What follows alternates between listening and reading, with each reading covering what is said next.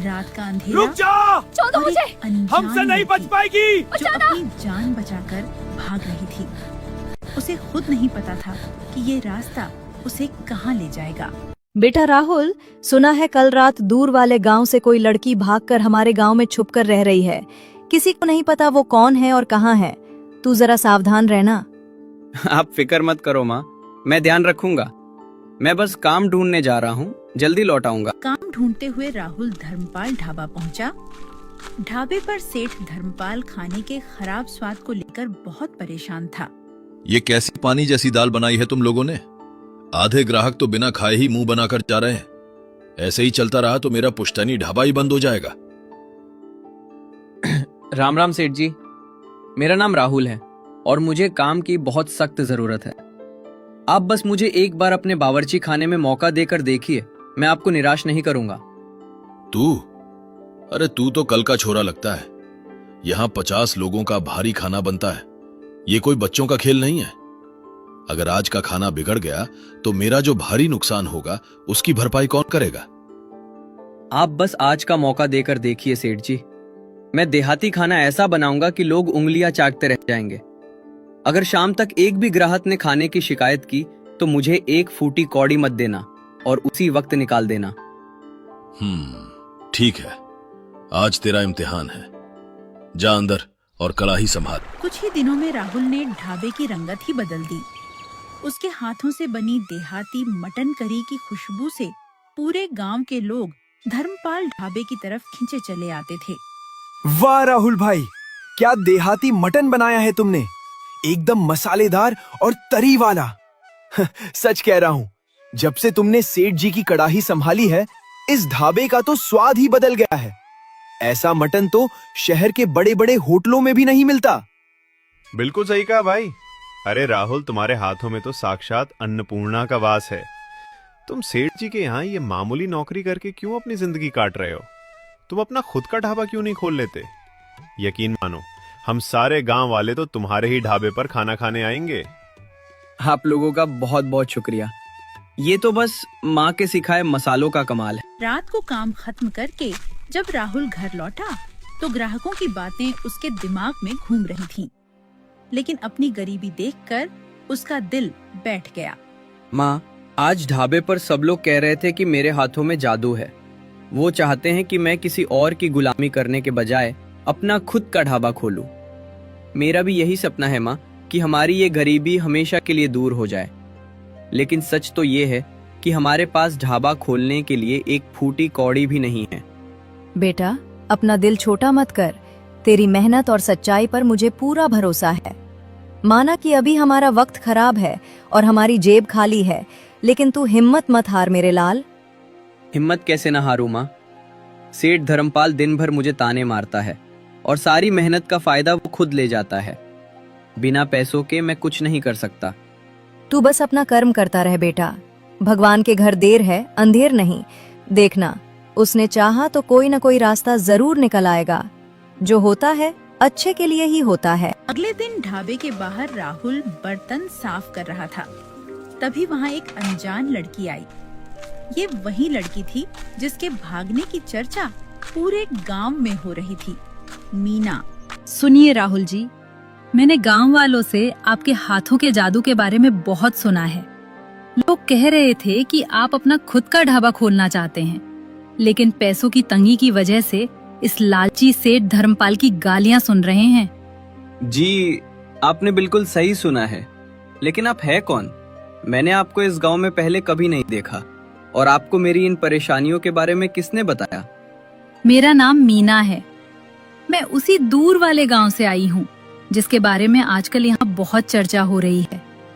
आप चिंता मत कीजिए, मैं कोई अपराधी नहीं हूँ। मेरे पास मेरी कुछ जमा पूंजी है। मैं वो सारे पैसे आपके नए ढाबे में लगाने को तैयार हूँ। सच में? लेकिन आप मुझ जैसे एक गरीब और अनजान इंसान की इतनी बड़ी मदद क्यों करना चाहती हैं? क्योंकि मुझे इस वक्त एक सुरक्षित आश्रय और एक सच्चे इंसान के साथ की जरूरत है।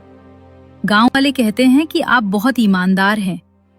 मेरी बस एक शर्त है, आप खाना बनाइए और मैं गल्ले का हिसाब किताब संभालूंगी। क्या आपको मेरी ये साझेदारी मंजूर है? कल रात ही मेरी माँ कह रही थी कि ऊपर वाला कोई न कोई रास्ता जरूर निकालेगा। मुझे लगता है ऊपर वाले ने आपको ही भेजा है। मुझे आपकी हर शर्त मंजूर है मीना जी। अब हम मिलकर अपना गांव का ढाबा खोलेंगे। उस अनजान लड़की मीना के पैसों और राहुल के हुनर ने मिलकर एक नया सपना सच कर दिया। धर्मपाल ढाबे के ठीक सामने उन्होंने अपना खुद का एक नया और साफ सुथरा ढाबा खोला, गांव का ढाबा। देखना राहुल जी, ये नाम और आपका बनाया हुआ खाना एक दिन पूरे इलाके में मशहूर हो जाएगा। बस आप इसी तरह अपनी लगन से खाना बनाते रहिएगा। मीना जी, अगर आप उस दिन फरिश्ता बनकर नहीं आती तो ये सब कभी मुमकिन नहीं हो पाता। मैंने सेठ धर्मपाल की गुलामी हमेशा के लिए छोड़ दी है। अब ये ढाबा हमारा है। जैसे ही गांव का ढाबा खुला, धर्मपाल ढाबे के सारे ग्राहक राहुल के पास आने लगे। राहुल कड्ढा ही संभालता और मीना बहुत ही प्यार से गल्ले पर बैठकर हिसाब किताब देखती। ढाबा इतना चल पड़ा कि उन्हें काम के लिए रामू नाम का एक लड्डका भी रखना पड़ा। अरे राहुल भैया, बाहर तो पैर रखने की जगह नहीं है। आज तो कल से भी ज्यादा भीड़ है।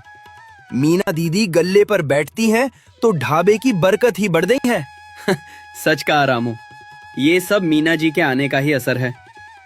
जा जल्दी से ये मटन करी सेठ जी, मेरा मतलब है उन बाबूजी को दे आ। सब कुछ बहुत अच्छा चल रहा था, लेकिन एक दोपहर अचानक उनके खुशहाल ढाबे पर मुसीबतों का पहाड़ टूट पड़ा। इंस्पेक्टर साहब, यही है वो आवारा लड़का। इसी ने मेरी भोली भाली बेटी मीना को बहला फुसलाकर अगवा किया है और यहां लाकर छुपा रखा है।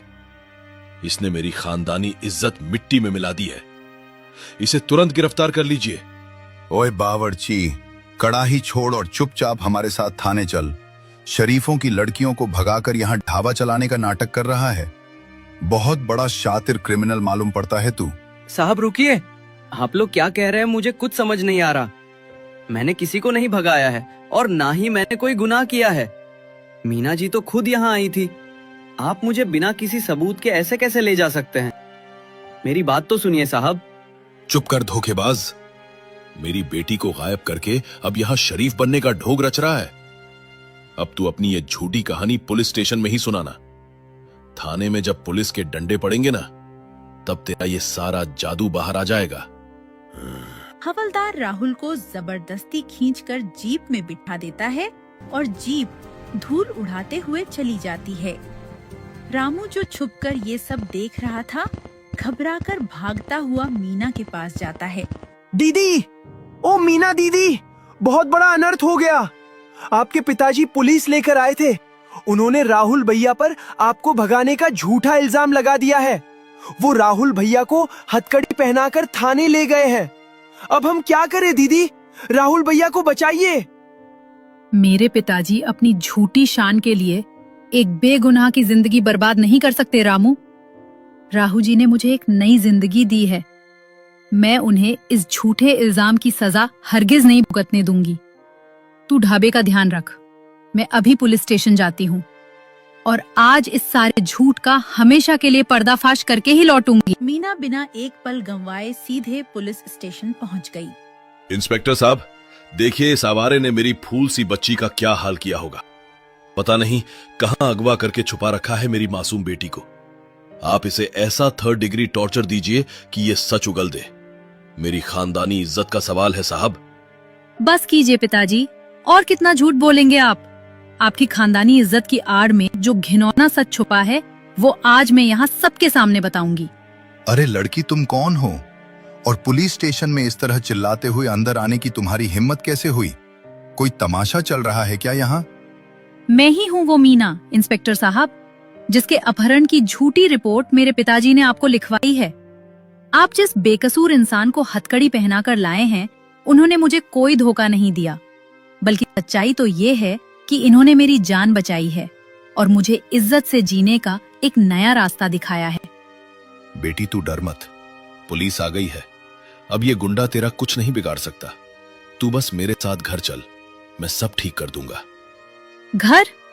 वो घर जहां आप चंद पैसों और अपनी झूठी शान के लालच में मेरी जबरदस्ती शादी एक 50 साल के शराबी और जुआरी से करवा रहे थे। मैं राहुल जी से नहीं, आपके उस नर्क से भागकर आई थी पिताजी। जब मैं दर दर की ठोकरें खा रही थी, तब इस अजनबी ने बिना कोई सवाल किए मुझे आसरा दिया। हम दोनों ने अपनी दिन रात की मेहनत से वो ढाबा खड़ा किया है। हम एक दूसरे से सच्चा प्यार करते हैं और बहुत जल्द शादी करने वाले हैं। अगर आप इन्हें सजा देंगे तो आपको मुझे भी गिरफ्तार करना होगा। वाह सेठ जी वाह, अपनी काली करतूतों को छुपाने के लिए कानून का ऐसा मजाक। अपनी ही बेटी की जिंदगी बर्बाद कर रहे थे और ऊपर से पुलिस को गुमराह करके एक शरीफ और मेहनती लड़के पर किडनैपिंग का झूठा इल्जाम लगाया। हवलदार, तुरंत खोलो राहुल की हथकड़ी और इस सेठ को पुलिस से झूठ बोलने और एक बेगुनाह पर झूठी FIR दर्ज कराने के जुर्म में अंदर डालो। कम से कम 1 महीने की हवा खाएगा, तब जाकर इसकी खानदानी इज्जत का भूत उतरेगा। मीना के पिता को हवलदार कॉलर पकड़कर लॉकअप की तरफ ले जाता है। मीना गहरी सांस लेती है और राहुल की तरफ देखकर सुकून भरी मुस्कान देती है। सच की जीत के बाद राहुल और मीना खुशी खुशी आजाद होकर गांव लौट आए।